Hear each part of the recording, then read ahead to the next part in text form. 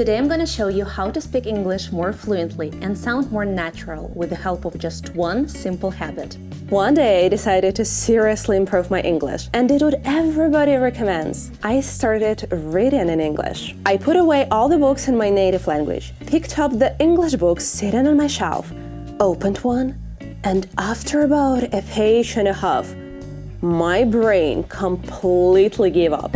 I stopped every few seconds to translate words. I forgot what the paragraph was even about, and that's when I realized something important. I was just reading the wrong way. So in this video, I'll show you how to read to improve every aspect of your English: vocabulary, grammar, writing, and even listening and speaking. I'll also give you a step-by-step guide. You can download it for free down below. Let's get started. And the first step, read at your level. This is probably the most important step because most learners choose books that are way too difficult. That was exactly my mistake. I thought if I read difficult books, I will improve faster. But that's not how it works. If a book is too hard, your brain spends all its energy just trying to survive the text. So here's what you should do instead. Go to a bookstore, a library, or just find books online and choose something that actually matches your level. If you're a beginner, start with graded readers for levels A1, A2. If you're intermediate, B1, B2 stories are perfect. And if you're closer to advanced, you can start reading original books. When I was just starting, I read simple stories and fairy tales.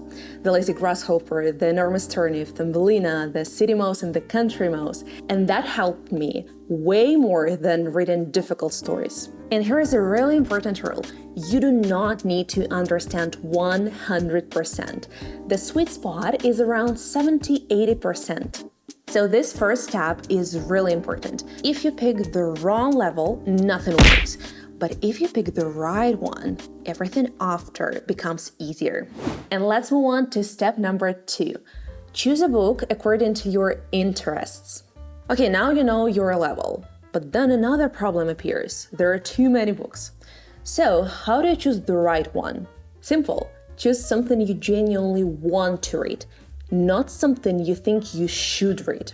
The feeling you want is when reading feels addictive, in a good way. When you're reading a story you enjoy, your brain releases dopamine, the chemical connected to satisfaction. That's why getting lost in a good book can feel similar to watching your favorite movie or playing a game you love. Your brain stops treating English like studying and starts treating it like something fun. So ask yourself, what do you actually enjoy? Fantasy, biographies, self-help books? If you like detective stories, try Sherlock Holmes. If you like adventure, Tom Sawyer, Treasure Island, and my favorite, The Lord of the Rings. And if you're into classics, Jane Eyre, Pride and Prejudice, and another favorite of mine, Gone with the Wind.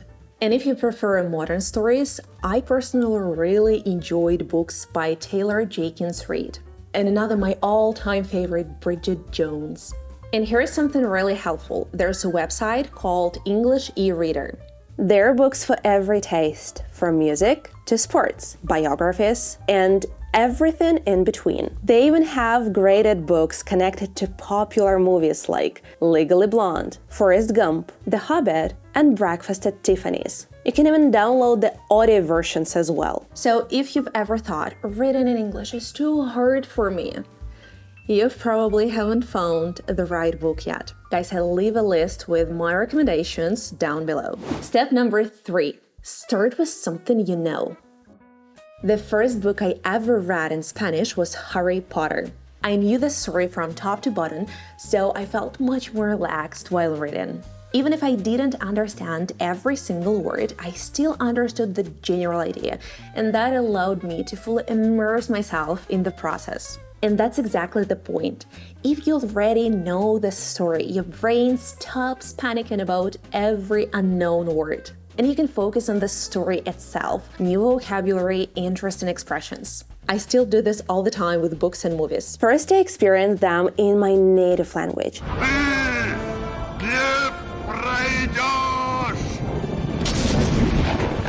And then I go back to them in the original. You shall not pass! Of course, only if I genuinely enjoy the story. So you know your level, picked a book. Now, how do you actually read? Here are 5 steps to follow. Guys, I also have a separate playlist with English learning tips and habits. Make sure to check it out. There you'll find tips on how to practice the language through listening, shadowing, writing, and even how to start thinking in English. Save it and enjoy it. Now let's continue. And the first step, don't translate everything. This is the biggest mistake. To grab a dictionary, highlight every single word. That's exactly what I used to do, and I quit after just 1 page of reading a book in Spanish. When you see a word you don't know, don't rush to translate it. Try to understand it from the context first. Look at the sentence. Look at what's happening and ask yourself, do I actually need this word to understand the idea? Most of the time, you don't. But if you keep seeing the same word again and again, then yes, go and check it. Otherwise, just move on. For example, I might read, I was in a pretty bad car accident at that time. You might not know accident, but bad and car already gives you a strong clue that it means a car crash. Step number 2, read all the way through. This is a very common mistake. Students read sentence after sentence and they don't understand the full picture anymore. Try to read a full paragraph without stopping. Like watching a movie, you don't pause every sentence to analyze it. Except that it's not your native language and you won't catch every small detail. Just move on. Short, manageable chapters work best. That's why I recommend The Chronicles of Narnia with its short chapters and amazing dopamine hits when you finish them, which makes you want to continue. I still remember sitting by the sea in Spain, forgetting time while reading The Devil Wears Prada in Spanish. I was in a flow state, and trust me, I didn't understand everything, but it still worked. Alright, step number 3, pause and mentally summarize. After a paragraph, just stop for a second. Ask yourself, what just happened? Where are we in the story? What are the characters? Who did what? You can take quick notes, write a short summary, or even draw what's stuck in your mind. You're simply giving your brain a moment to process the story and the language, which is in our case even more important. You start seeing the full picture instead of isolated words, and this intermediate step is important for the next one. Many of you ask me how to improve your English step by step.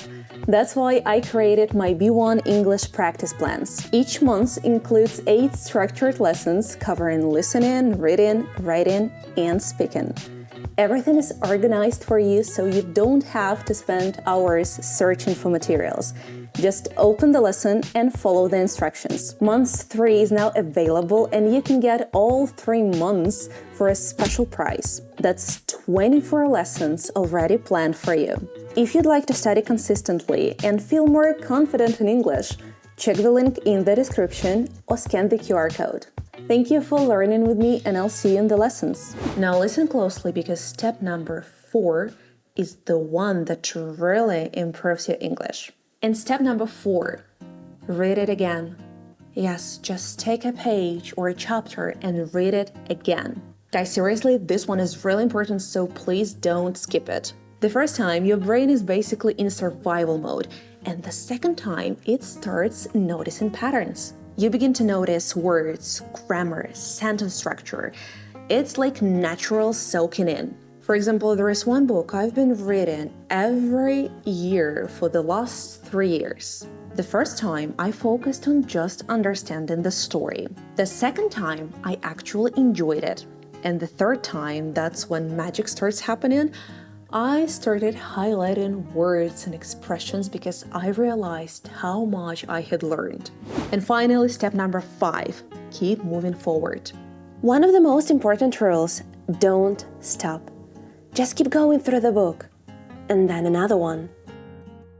Please don't turn reading into studying. Don't highlight everything. No. Because real progress in any language doesn't come from perfection. It comes from consistency and exposure. When you start living the language, it becomes yours. And over time, something shifts. You stop translating. You stop panicking. You start recognizing language naturally. It just becomes part of your routine. So these are 5 steps I wish I had when I started. You can also check part 1 on how to improve your English faster through reading. The link is in the description. So read, trust the process, and most importantly, enjoy. And don't forget to download my free guide and subscribe to the channel. Thank you guys for watching. See you in the next video.